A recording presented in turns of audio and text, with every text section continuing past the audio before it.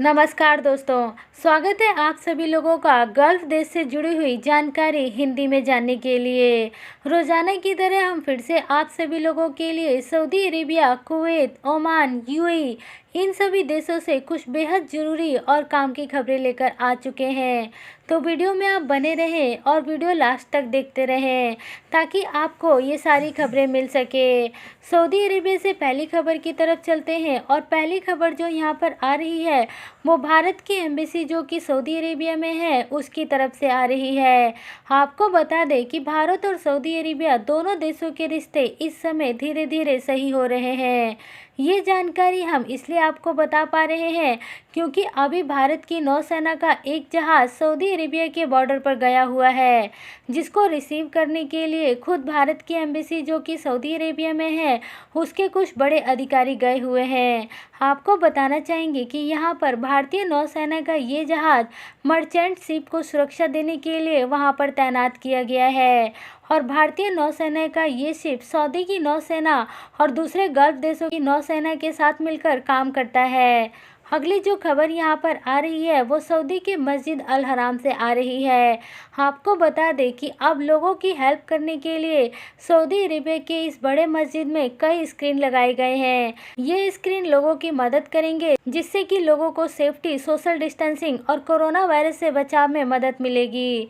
इस स्क्रीन में लोगों के लिए सभी आवश्यक जानकारियां प्रदान की जाएंगी और सभी नियमों के बारे में बताया जाएगा जिन नियमों का पालन उनको मस्जिद अल हराम में करना पड़ेगा।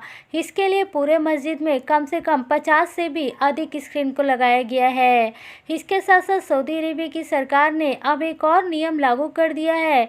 ये नया नियम अब सऊदी में उन सभी लोगों के ऊपर लागू होगा जो भी मॉल चलाते हैं या फिर ऐसे लोग जो कि मॉल में एंट्री करते हैं।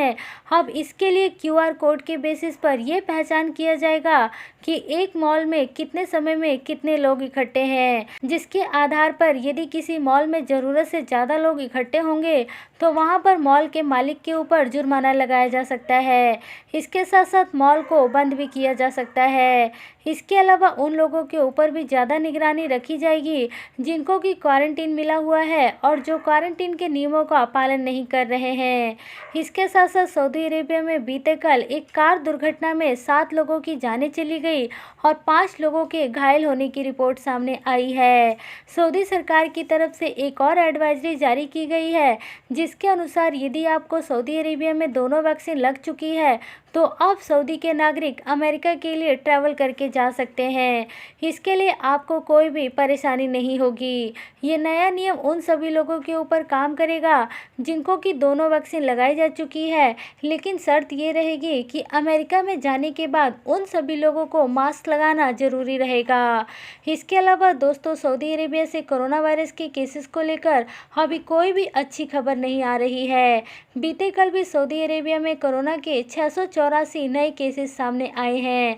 हालांकि ये आंकड़ा एक दिन पहले रिपोर्ट किए गए कोरोना वायरस के केसेस से थोड़े कम है, लेकिन इसके बावजूद भी 684 का आंकड़ा काफ़ी ज़्यादा बड़ा है। इसके अलावा अगली जो खबर सऊदी अरेबिया से आ रही है वो सऊदी के हज मंत्रालय की तरफ से आ रही है।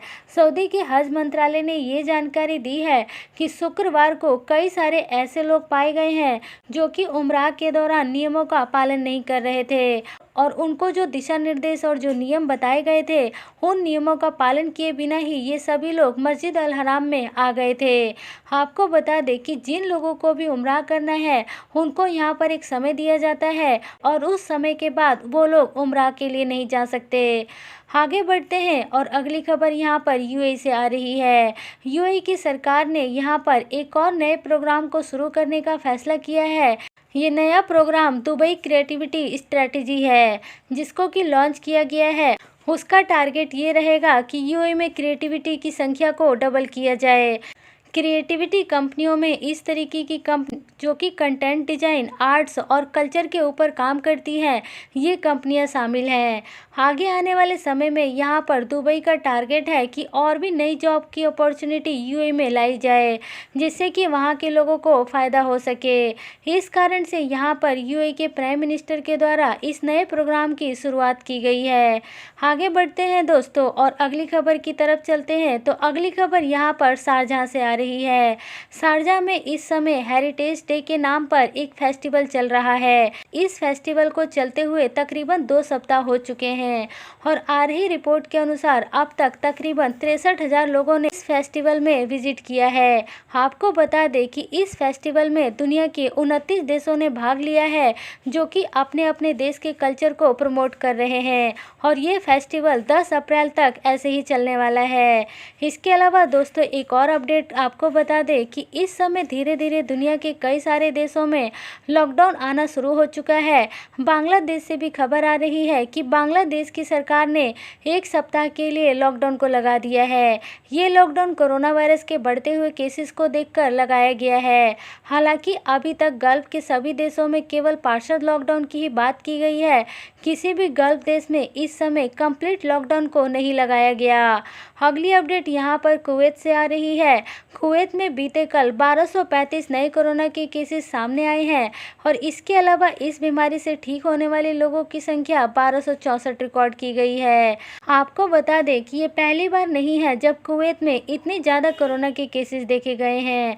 ये हालात कुवैत में पिछले 2 महीने से ऐसे ही हैं, जहां पर 1000 और 1500 के बीच में कुवैत में कोरोना के केसेस सामने आ रहे हैं। अगली खबर जो कुवैत से आ रही है उसके अनुसार कुवैत की सरकार रमज़ान के महीने में भी लॉकडाउन को लाने की तैयारी कर रही है। आपको बता दें कि यहाँ पर जो रिपोर्ट सामने आ रही है उसके अनुसार रमज़ान के आखिरी 10 दिनों में कुवैत की सरकार पूरे तरीके से लॉकडाउन को लगा सकती है। अभी तक तो कुवैत में केवल पार्शियल लॉकडाउन है, जिसमें कि लोग रात के 8 बजे से लेकर सुबह के 8 बजे के बीच में बाहर नहीं जा सकते। इसके अलावा दोस्तों कुवैत की सरकार में इस बात को लेकर डिबेट हो रहा है कि गैर मुल्क के लोगों को सरकारी नौकरियों में रखा जाए या फिर नहीं रखा जाए, क्योंकि अभी तक दूसरे देशों के आने वाले लोग कुवैत में सरकारी पदों के ऊपर काम कर रहे थे, लेकिन अब यहाँ पर कुवैत अपने नागरिकों को प्राथमिकता देने के बारे में सोच रहा है और इस बारे में विचार कर रहा है कि गैर मुल्क के लोगों को कुवैत में सरकारी नौकरी दी जाए या ना दी जाए। अगली खबर यहाँ पर ओमान से आ रही है। तो ओमान में कर्फ्यू के कारण काफ़ी ज़्यादा जाम की समस्या देखने को मिल रही है, क्योंकि कर्फ्यू के कारण सभी दफ्तर जाने वाले लोग एक समय पर ही बाहर निकलते हैं, जिस कारण से सड़कों पर लंबा जाम लग जाता है। यही हालात ओमान के साथ साथ दूसरे गल्फ देशों में भी देखे गए हैं, लेकिन अभी कुवैत में तो ऐसी खबर नहीं आ रही है, लेकिन ओमान से अभी भी ऐसी लगातार खबरें सामने आ रही है। तो दोस्तों ये थी आज की गल्फ देशों से जुड़ी हुई कुछ बेहद ज़रूरी और आपके काम की खबरें। यदि आपको वीडियो अच्छी लगी है तो लाइक करने के साथ साथ दूसरे लोगों को ज़रूर शेयर करें और इसके साथ साथ यदि आपने हमारे इस चैनल को सब्सक्राइब नहीं किया है तो बेल आइकन दबाकर ज़रूर सब्सक्राइब कर लें, क्योंकि इस चैनल पर हम आपको गल्फ देशों से जुड़ी हुई सारी लेटेस्ट खबर समय पर देते रहते हैं।